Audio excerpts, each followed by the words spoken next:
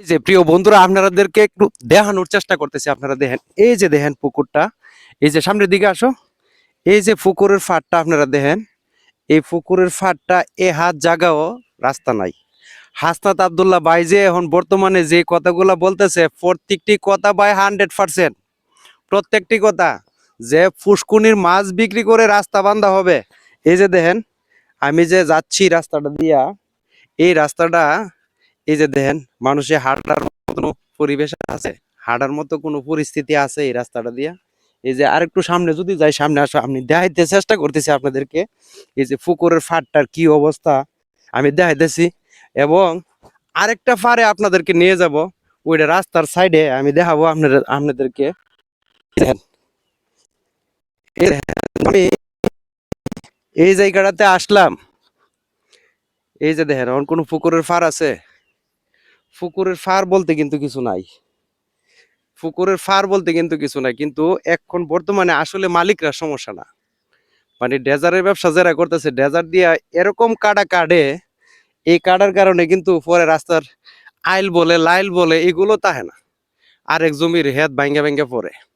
এখন বর্তমান পরিস্থিতি অবস্থা হচ্ছে এটা। কিন্তু এই যে রাস্তা বলতে কিন্তু রাস্তা নাই। তো আমি আপনাদেরকে আরেকটা জায়গাতে নিয়ে যাচ্ছি। আমি ওইখানে গিয়ে দেখাইতেছি যে ওই পুকুরটা যে কাটছে এবং ওই রাস্তার পাশে ওই জায়গাটার অবস্থা কি আছে। আসো, এই যে দেখেন, এখানে যে রাস্তার পাশে পুকুর আছে, এই জিনিসটা বোঝা যায় কিনা? এটা কিন্তু একটা রাস্তা, মানে প্রচুর গাড়ি আসা যাওয়া করে, কিন্তু এই রাস্তার পাশে যে পুকুর আছে এটা বোঝা যায়। আমি একটু ভিতরে যাচ্ছি, দেখাই আপনাদেরকে। এই যে দেখেন, এই যে দেখেন, এটা কিন্তু পুকুর। এই যে পুকুরের ফারে এই যে রাস্তাটা দেখেন, এই রাস্তায় কোনোদিন বাইঙ্গা রাস্তার মধ্যে যাইবো? এই পুকুরের ফার বাইঙ্গা কোনোদিন রাস্তা যাইবো? যাইতো না।